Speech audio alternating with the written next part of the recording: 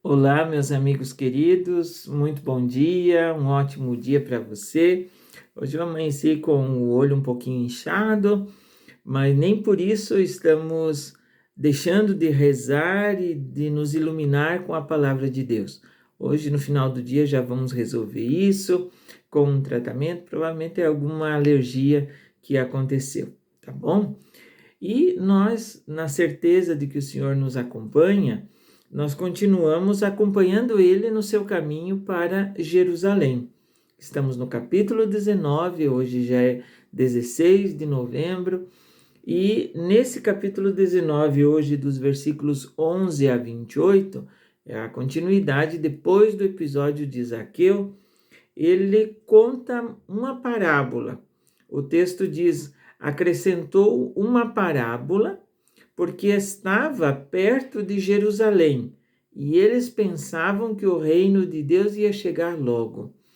Veja, os discípulos, as multidões, quem estava acompanhando Jesus nessa caminhada, pensava que o reino de Deus, aqui reino de Deus, tem muitas interpretações, temos que tomar cuidado.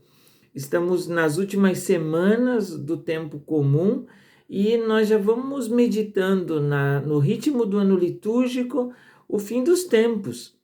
Então, reino de Deus como fim dos tempos, reino de Deus como aquela libertação total de todo sofrimento, de toda dor, de toda angústia, de toda injustiça.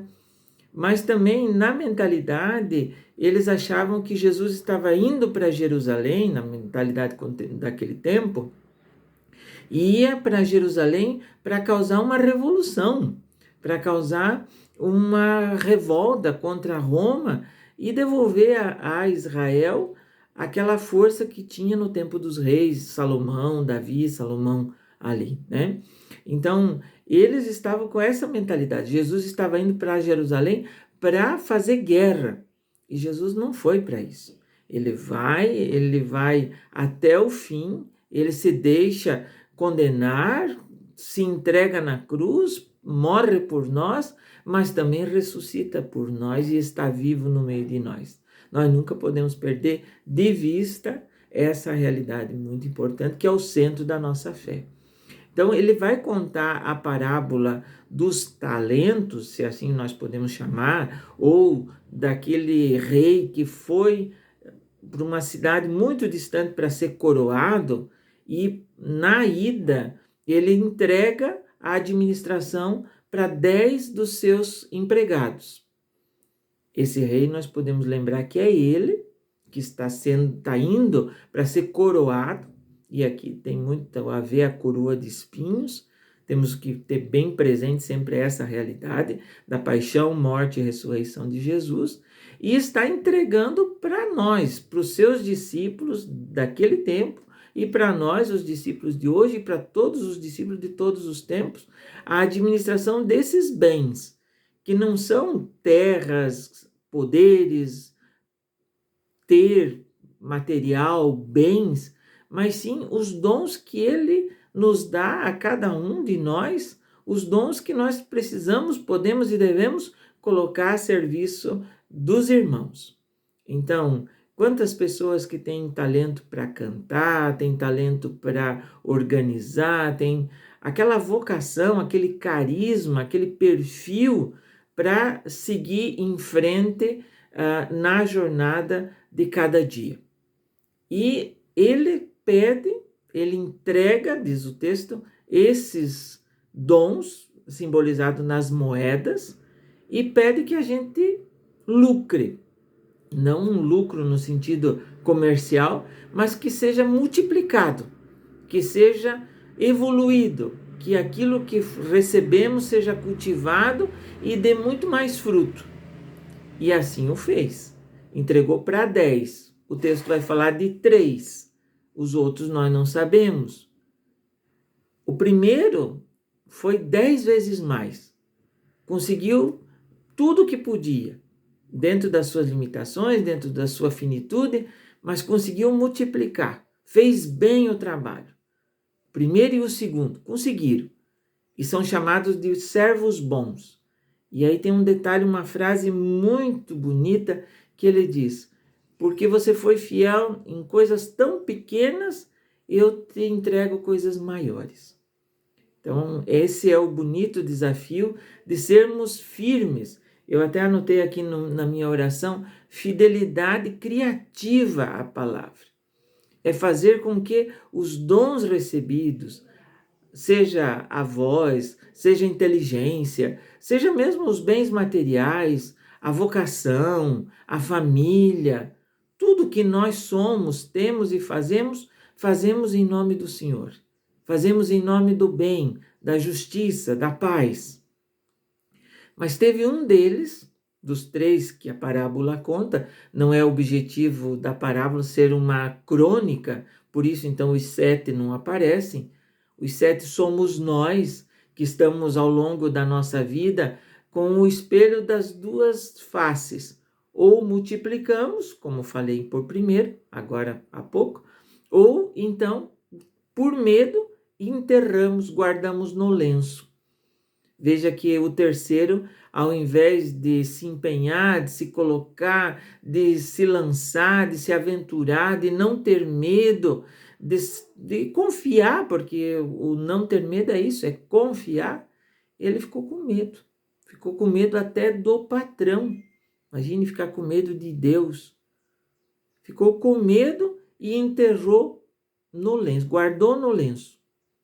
Não multiplicou, não evoluiu, não progrediu. E ele é chamado de servo mau. E aquilo que ele não cultivou, não multiplicou, desaparece, é tirado. E aqui vem uma palavra muito importante que nós não podemos ler ao pé da letra. O versículo 24 e 25, então, tire dele as 100 moedas e dê àquele que já tem 1000. Daí eles vão dizer, mas ele já tem 1000. Sim, e aí vem o versículo que eu disse que não podemos ler ao pé da letra. Todo aquele que já possui será dado mais ainda, mas aquele que nada tem será tirado até mesmo o que tem. Isso aqui nós não podemos olhar na questão financeira, comercial, ou pior ainda, naquela dinâmica, ofereça 100 que Deus te dá 1000. Não funciona assim. Isso é enganação. Isso não é com Deus não funciona desse jeito. Nós precisamos entender esse texto na dinâmica do cultivo. Quem cultivou, quem foi criativo, quem foi firme, quem foi fiel ao projeto do Senhor, então consegue multiplicar. Agora, aquele que ficou com medo, aquele que não ousou, não foi criativo, não confiou, esse preferiu guardar no lenço, ficar na zona de conforto, esse então vai perder até o pouco que tem. Até o pouco que tem. Porque o pouco com Deus é muito e o muito sem Deus é nada. E veja que o texto termina dizendo que ele caminhava à frente dos discípulos rumo a Jerusalém. Então, como nós, ao longo desses tempos todos, já muitos dias, nós lemos desde o capítulo 9 até o 19. É todo o evangelho do caminho. É todo o evangelho do caminho feito por Lucas para nos ensinar como devemos caminhar, como devemos seguir Jesus Cristo.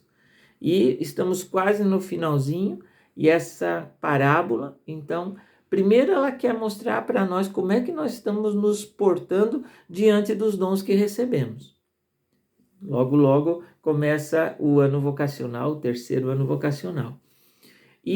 Mas nós podemos também, dentro da dinâmica do tempo litúrgico, pensar como é que nós queremos, na hora do julgamento, na hora do fim, na hora de estarmos juntos na presença de Deus, como é que nós vamos nos portar? Veja, o texto, a parábola é contada porque eles pensavam que o fim dos tempos ia chegar logo. Nós não devemos ficar com medo do fim do mundo, do fim dos tempos. Compete a nós a trabalharmos, a fazermos multiplicar, a colocarmos a serviço dos irmãos tudo o que somos, tudo o que temos. Vamos pedir essa graça hoje, queridos amigos, e com certeza, firmes, perseverantes, fiéis, nós vamos fazer essa bonita experiência de ver o reino de Deus acontecendo. Ele não precisa vir, ele já está no meio de nós. Então vamos fazer com que esse reino da vida, da justiça, da alegria, do amor, da compaixão, da solidariedade, da caridade, da paciência, da justiça, da fé, da vida em comum, da vida de irmãos, esse reino não fique para só depois da hora da nossa partida, mas que ele já aconteça agora entre os irmãos. Um grande abraço, fiquem todos com Deus e até amanhã, se assim o bom Deus nos permitir.